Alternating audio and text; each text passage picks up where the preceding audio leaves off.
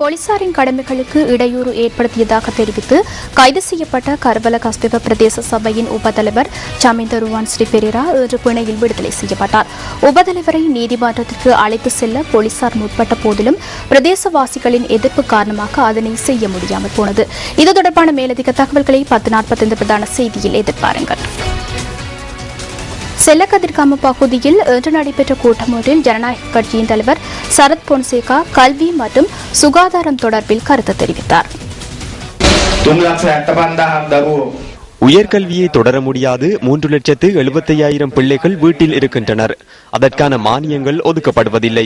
200 லட்சம் மக்களின் சுகாதாரத்திற்காக வருடாந்தம் 2 கோடி ரூபாவே ஒதுக்கப்படுகின்றது. வருடாந்தம் ஒருவருக்கு 1000 ரூபாவே ஒதுக்கப்படுகின்றது.